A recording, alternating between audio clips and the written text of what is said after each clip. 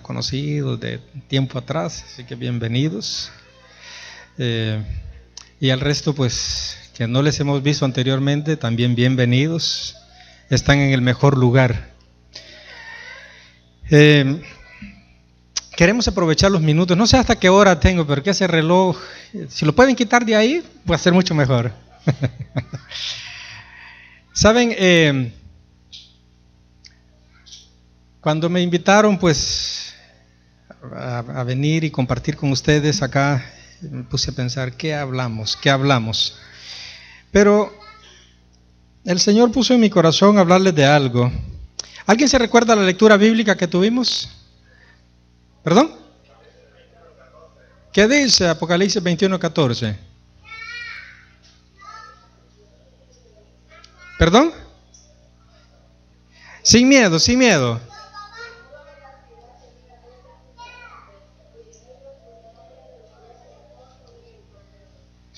Qué lindo, ¿verdad?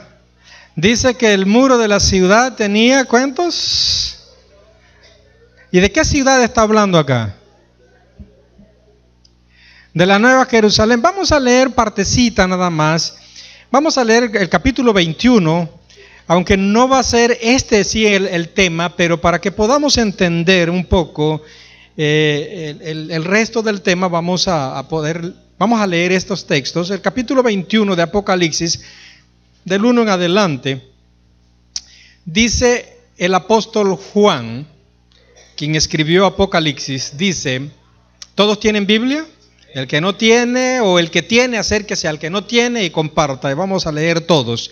Dice, vi un cielo nuevo y una tierra nueva. Vamos a parar ahí, porque hay mucha gente hoy en día que no se han puesto a pensar que este cielo y esta tierra en la cual hoy vivimos tiene un final. Esto terminará. No quedará nada. ¿Ok? Quizás para algunos de nuestros amigos esto sea nuevo, pero déjenme decirles que el Señor acá a través de las Sagradas Escrituras y del apóstol Juan nos está diciendo de que Él va a crear ¿qué cosa? Un cielo nuevo y una tierra nueva. ¿Ok? ¿Qué dice? ¿Qué continúa diciendo? Y la primera tierra pasaron y el mar ya no existía más, como también pues el primer cielo, ¿no? O sea, esto termina. Así que vayamos haciéndonos la idea de que muy pronto, no sabemos cuándo, pero muy pronto esto va a terminar. Esto va a terminar. Es palabra de Dios, no es un invento mío, no es un invento del apóstol Juan, sino que las Sagradas Escrituras mismas dicen de que los hombres de Dios, inspirados por el Espíritu Santo, son los que escribieron. Esto es palabra de Dios, no es palabra de humanos. Hay algunos movimientos religiosos que andan diciendo por ahí de que van a vivir la eternidad aquí en esta tierra. No sé de dónde lo sacaron, pero acá la palabra de Dios me está diciendo, o nos está diciendo a todos claramente, de que esto va a terminar y muy pronto.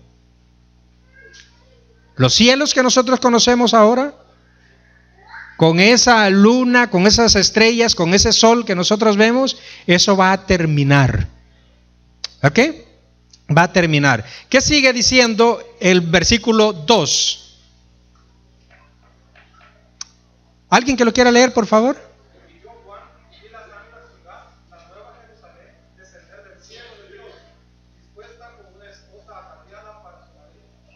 ¿Se dan cuenta?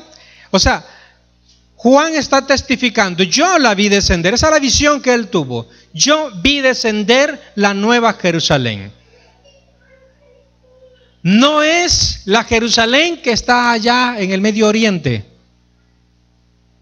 Porque hay muchos también que andan predicando eso mismo, andan hablando eso mismo, de que esa Jerusalén, allá donde vive Israel, el pueblo de Israel, o lo que quedó del pueblo de Israel, el antiguo, que va a ser restaurado y que ahí van a vivir la eternidad. Esa es la peor mentira que existe. ¿Ok? Porque ya desde antes que Cristo Jesús viniera a nacer acá, a través del profeta Isaías, ya el Señor había dicho de que Él iba a crear nuevos cielos y nueva tierra. ¿Y saben para quiénes? ¿Para quiénes serán esos nuevos cielos y nueva tierra?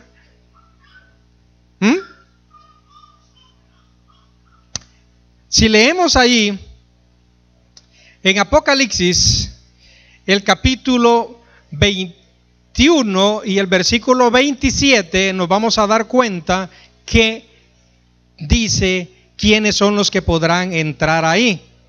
El último versículo del capítulo 21, ¿qué dice?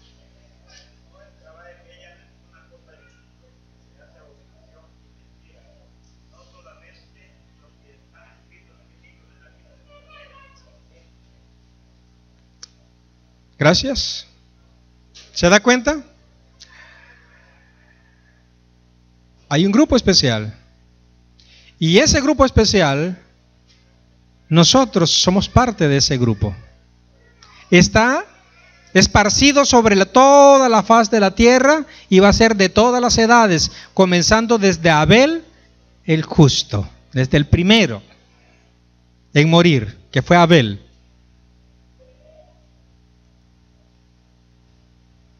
Esto es lo lindo. Dice que nuestros nombres tienen que estar escritos ¿dónde? En el libro de la vida. Muy bien. Solo les hablé un poquito de esto para que nos hagamos la idea. Quiero hablarles esta mañana de un personaje que nosotros ya conocemos bastante bien en la historia bíblica. Y por eso voy a saltarme ciertos pasajes bíblicos, o sea, de darlos para que los lean, porque el tiempo ya nos está avanzando bastante. Y queremos hablar esta mañana de uno de los hombres que fue llamado. ¿De dónde fue llamado? Tenía un hermano y lógicamente tenía un padre. Voy a hablar esta mañana acerca de Pedro. ¿Ese era su nombre?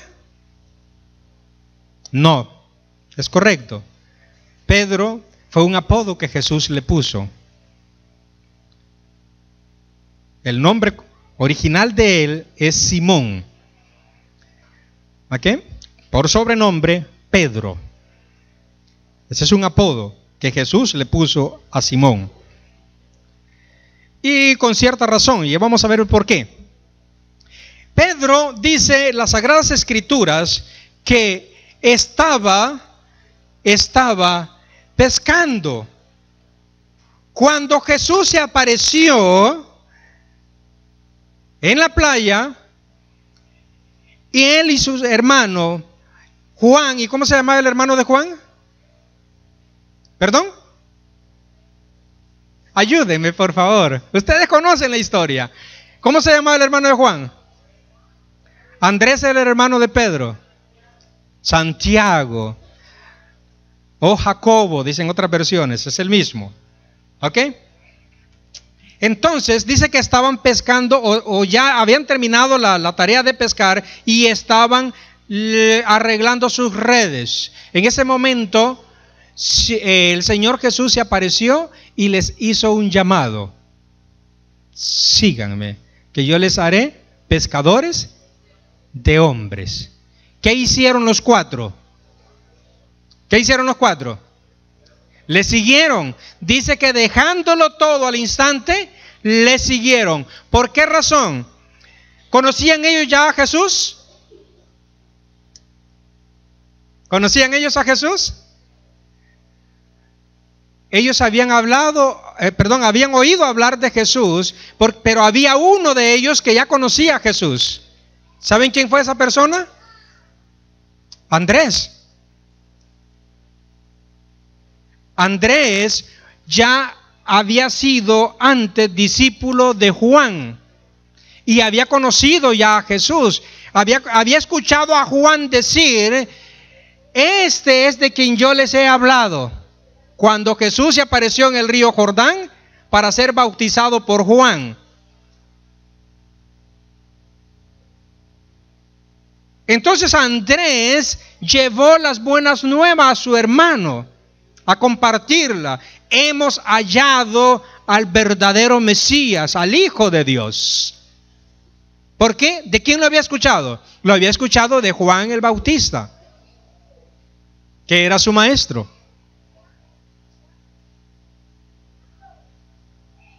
Fíjense, en el momento en que Pedro y el resto de discípulos comienzan a seguir a Jesús, son testigos del momento cuando Jesús en las bodas de Caná, ¿qué sucede?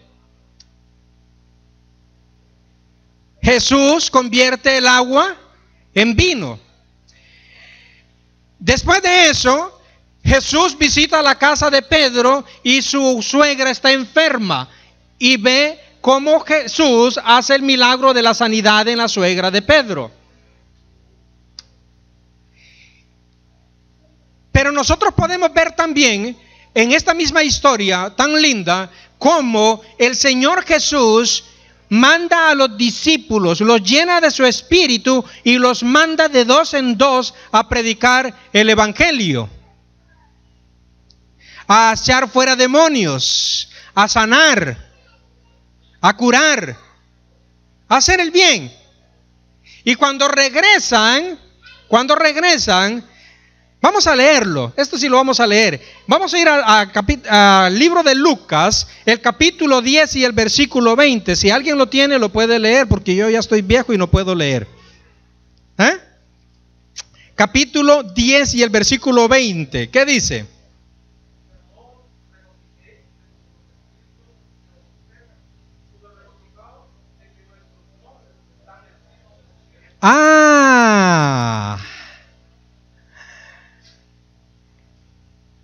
Cuando los discípulos vuelven y están dándole el reporte a Jesús de todo lo que había acontecido en ese viaje misionero,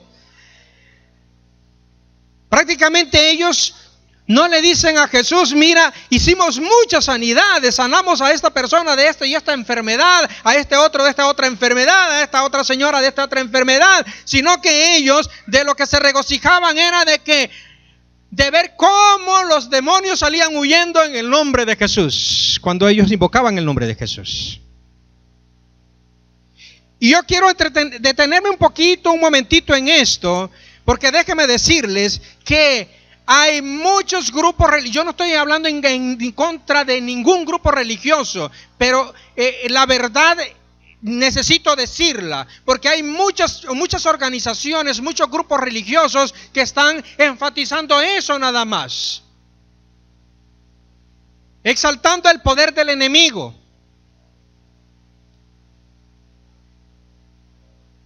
¿Saben por qué?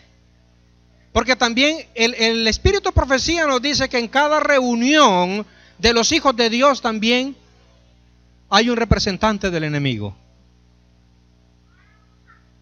Y si no lo está aquí, está a nuestro alrededor.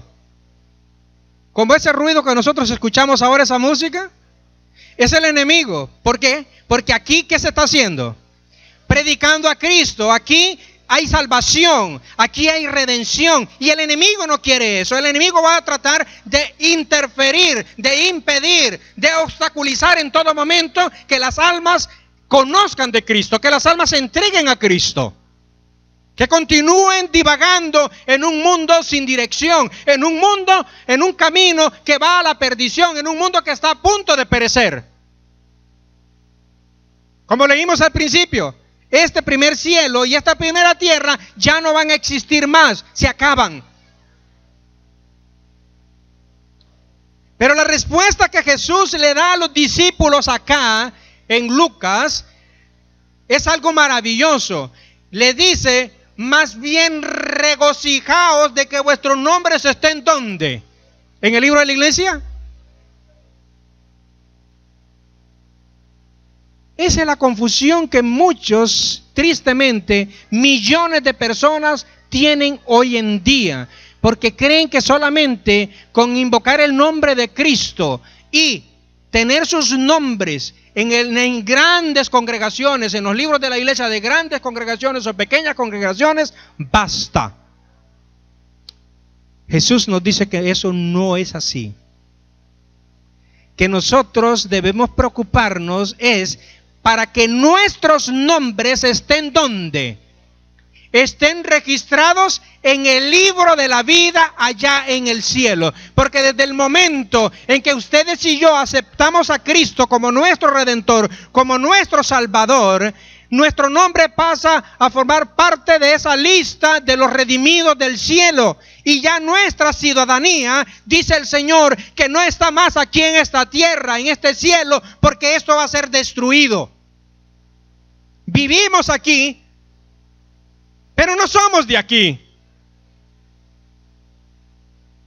Querido amigo que nos visitas, vives aquí, pero Cristo Jesús te quiere decir esta mañana de que tú tienes la oportunidad de cambiar ese destino, que posiblemente ese camino sin objetivo, sin propósito que estás llevando.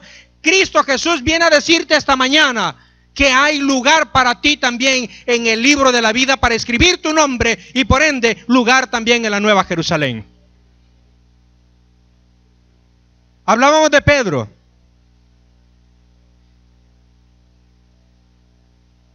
Llega el momento que Pedro pasa a ser uno de los discípulos más amados de Jesús. Era del grupo especial, el grupo de confianza de Jesús de entre los 12. Habían 3 discípulos que el Señor Jesús siempre elegía para ir a orar. Era su confidente. Eran personas que constantemente estaban al tanto de todos los planes del Señor. ¿Saben por qué? Porque es una palabra de Dios, está escrito, dice el Señor, que no hará nada Él sin que antes comunique sus secretos ¿a quiénes? A sus siervos los profetas. Y nosotros somos esos profetas, nosotros somos ese pueblo de la profecía de los últimos días. Así que Jesús siempre comunicaba sus planes a este grupo de discípulos.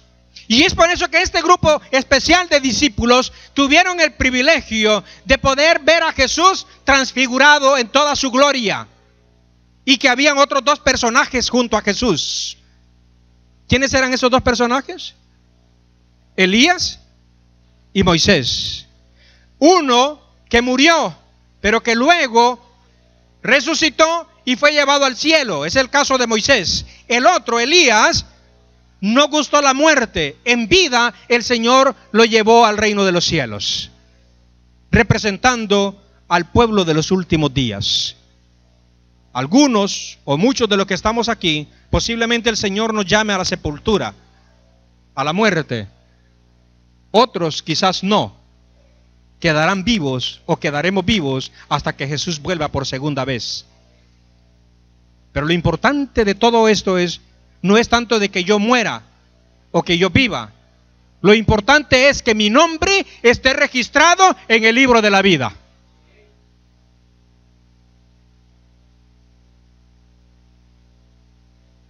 La pregunta es, ¿qué estoy haciendo yo para que mi nombre sea escrito con sangre en el libro de la vida? Y mencionábamos a Pedro. Pedro es testigo de la transfiguración de Jesús. Puede contemplar a Moisés y a Elías. Luego ellos pues vuelven al cielo, donde está su hogar. Allá están, gozando ya la eternidad.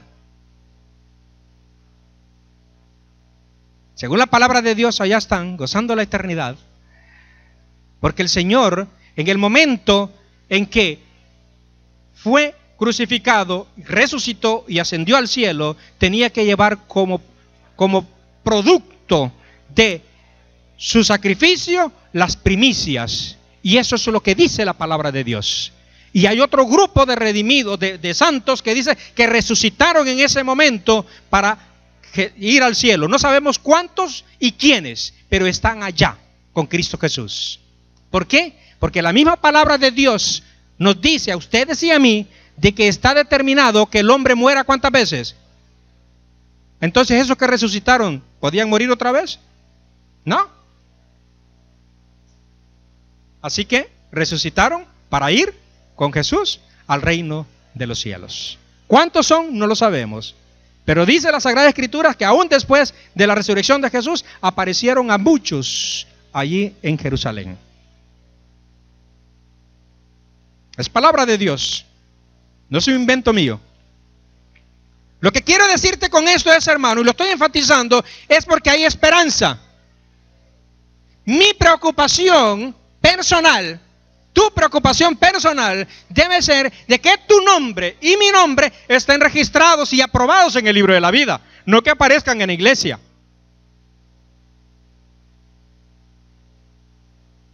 Y les voy a decir el por qué. Porque justamente cuando ya Jesús comunica a Pedro y a todos los discípulos de que va a ser muerto en Jerusalén, que lo van a arrestar y lo van a matar, entonces Pedro dice que comienza a decirle: Señor, mira, no vayas. Señor, no vayas a Jerusalén. ¿Cuál fue la respuesta de Jesús? Apártate de mí. ¿Quién es lo que estaba haciendo Pedro? Estaba haciendo la voluntad del enemigo. Según Pedro, quería evitarle el mal a Jesús. Lo que indica que Pedro no había entendido con qué propósito Jesús había venido a este mundo. Había vivido ya casi 3 años y medio al lado de Jesús, escuchando los sermones de Jesús, viendo las maravillas que Jesús hacía en sanidades, en milagros. Y Pedro aún no había entendido cuál era el propósito con el cual el Señor Jesús le había dicho: te haré pescador de hombres. No estaba capacitado, no lo había entendido. Y cuando Jesús le dice: es necesario que yo vaya a la muerte, y él trata de impedirlo, Jesús tiene que llamarle la atención y le dice: apártate de mí, Satanás. Luego Pedro, en el momento que Jesús es aprendido allá en el jardín del Getsemaní, Pedro trata de defender a Jesús. ¿Y qué es lo que hace? Saca su espada. ¿Y cuál era la intención? ¿Solo cortarle la oreja? No, era matar al primero que se encontrara por delante. ¿Había entendido el mensaje de amor? No.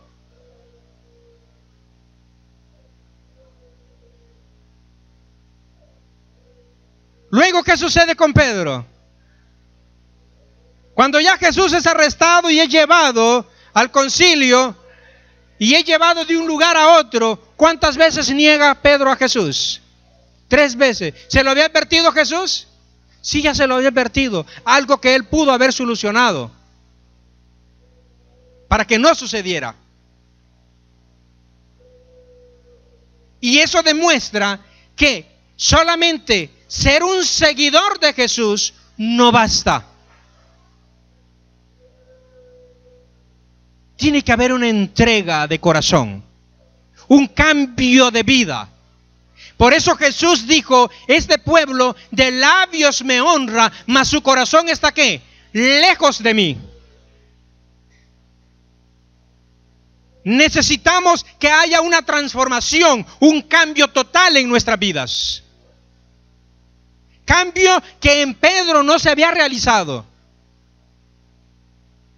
Muere Jesús, resucita y aparece a María. Y María va con la noticia, porque Jesús le dice: ve primeramente a Pedro y a los discípulos y cuéntales que yo los voy a encontrar en Jerusalén.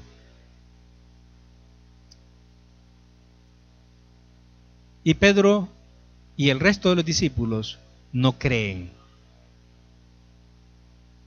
Pero al final, para salir de la duda, dice que comienzan a correr los dos, Juan y Pedro. Juan llega primero a la tumba y luego Pedro. Y ven que Jesús ya no está allí. Solamente ven los lienzos doblados dentro de la tumba y luego regresan al aposento. Y Jesús se aparece y aún hay incredulidad, porque ellos dicen fantasma.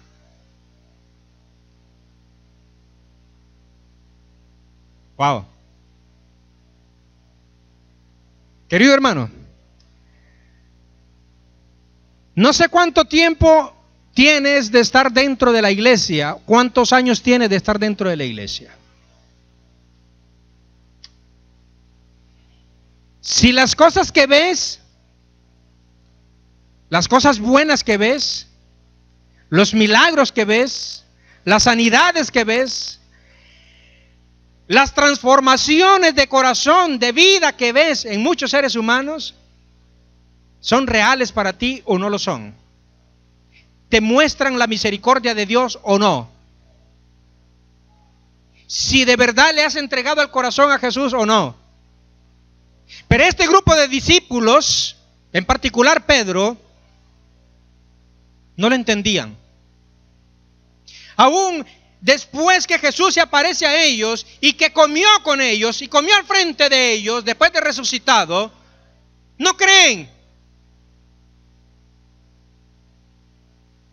Jesús les advierte: no salgan de Jerusalén hasta que sean investidos con el poder del Espíritu Santo y me sean testigos en Jerusalén, en Judea, en Samaria y hasta lo último de la tierra. Esa era la orden. Permanecer ahí en el santuario, en el aposento alto.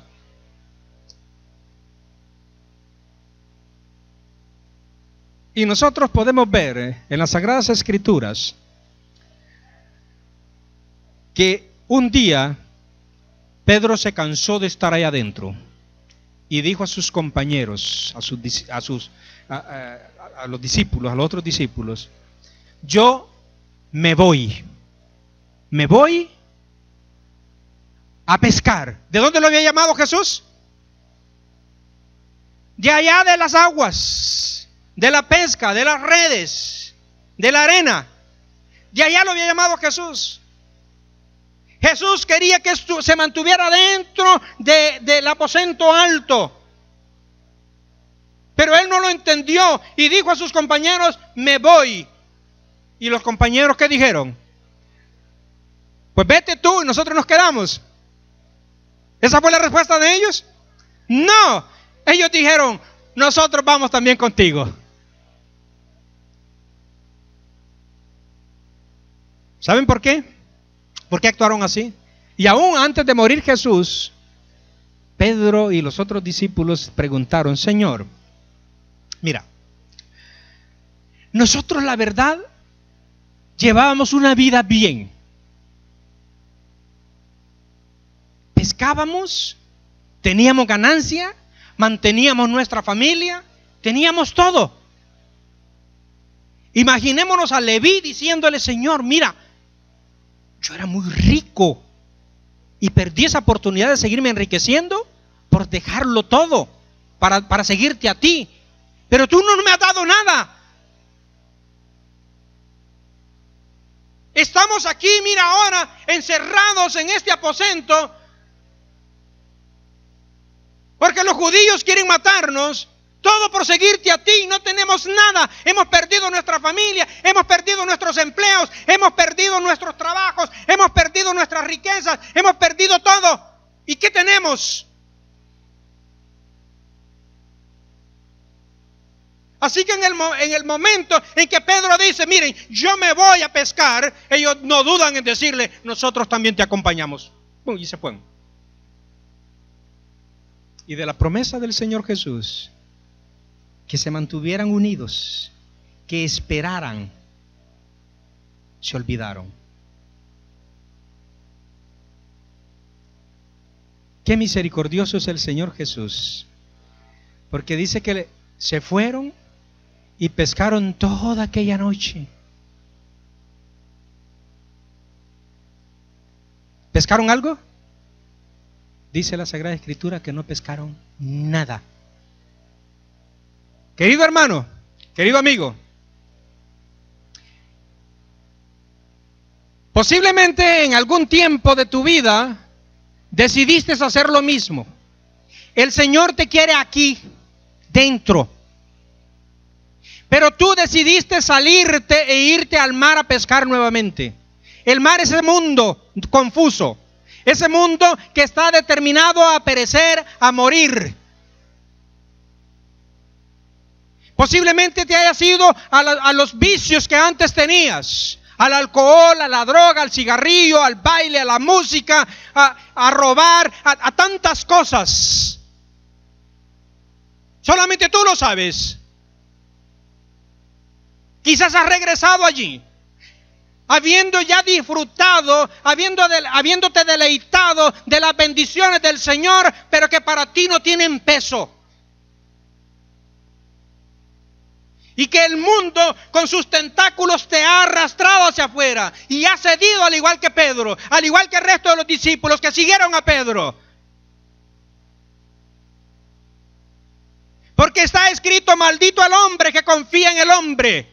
Maldito aquel hombre que se deja guiar por otro hombre.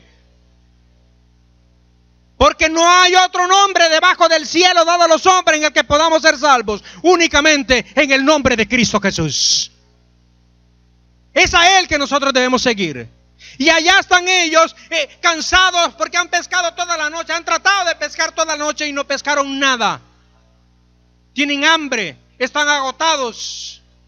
Y el Señor en su misericordia sabe dónde están. Y vuelve el Señor a buscarlos. No es que ellos buscaron al Señor, sino el Señor va a buscarlos nuevamente, de donde los había llamado la primera vez. No importa cuán profundo has caído en tus problemas, en tus vicios, en tus desasosiegos. El Señor te está llamando y va a ti nuevamente, a tu playa de quebranto, a tu playa de dolor, a tu playa de angustia, de sufrimiento. Ahí llega Cristo Jesús a buscarte y a decirte: sígueme.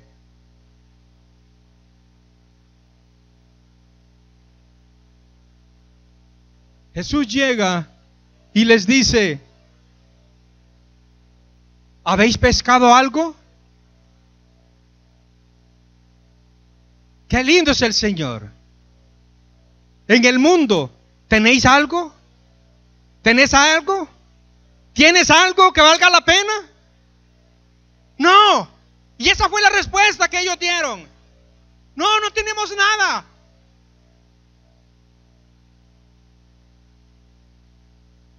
Ellos anteriormente le habían dicho al Señor Jesús: lo hemos dejado todo por seguirte a ti y no tenemos nada. Ahora ellos van y luchan por sí mismos, separados de Cristo. Y cuando Cristo les pregunta: ¿han pescado algo? Ellos dicen: no. Estaban en la misma condición. ¿Por qué? Porque sin Cristo Jesús nosotros no podemos hacer nada. Separados de mí, nada podéis hacer, dice el Señor. Y qué lindo es el Señor, porque sabían la condición de ellos. Dice que cuando ellos salieron, vieron brasas en la arena. ¿Y qué vieron sobre las brasas? Un pescado asado. ¿Cuántos tienen hambre? Les voy a agradecer que me inviten, pero sí es pescado asado. ¿Ah? Jesús es el mejor chef. Imagínense un desayuno preparado por Jesús a la orilla de la playa. ¿Ah? Después de haber trabajado, navegado toda la noche sin coger nada, sin pescar nada.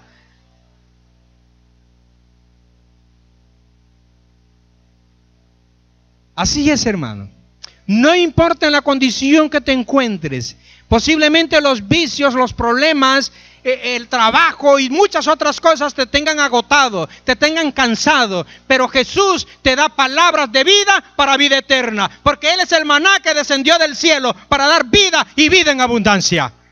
Y va a tu playa a buscarte, va a tu playa a sacarte y a decirte: aquí está la comida. Porque el que come mi carne y bebe mi sangre, ¿qué será?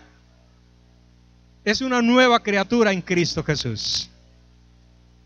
Esa es la invitación que el Señor nos hace a cada uno de nosotros. ¿Está el grupo? ¿Han terminado de desayunar junto a Jesús? Y Jesús toma a Pedro, le dice: Simón, acompáñame. Comienzan a caminar por la arena. No hablan. Y Pedro se preocupa y mira hacia atrás. ¿Y qué ve atrás? Ve a Juan, que los va siguiendo. Y Pedro le pregunta a Jesús: ¿y qué de este? ¿Cuál fue la respuesta de Jesús? ¿Y a ti qué? En otras palabras, en palabras actuales nuestras, ¿y a ti qué te importa? Sígueme tú. ¿Por qué? Porque ya anteriormente lo había interrogado: Pedro, ¿me amas? Pedro, ¿me amas? Pedro, ¿me amas? Y es eso lo que te está preguntando esta mañana el Señor Jesús a ti y a mí. ¿Me amas? ¿Me amas?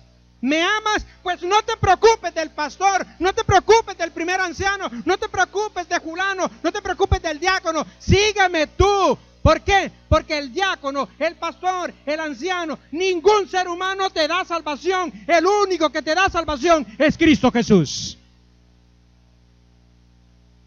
Así que no te desvíe la atención o no te desvíe la mirada hacia a un pecador, preocupándote: ¿y este qué?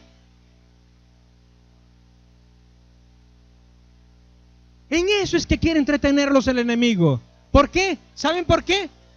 Porque el enemigo sabe de que este mundo va pronto a la perdición, va a ser destruido, esta tierra y este cielo. Y que solamente aquellos que mantengan una relación íntima con el Señor, de todos los días, de 24 horas, de cada minuto, de cada segundo, de cada instante, que se mantengan abrigados bajo las alas del Todopoderoso, son los que podrán triunfar. Y ese debe ser nuestro estilo de vida. Y qué lindo que después de esto, déjeme decirle una cosa. Nosotros leemos las Sagradas Escrituras. Si estudiamos la vida de Judas Iscariote, ¿cuántas amonestaciones le hizo Jesús a Judas? Saben que no vamos a encontrar amonestaciones para Judas. Casi todas las amonestaciones que aparecen a los discípulos están dirigidas a Pedro.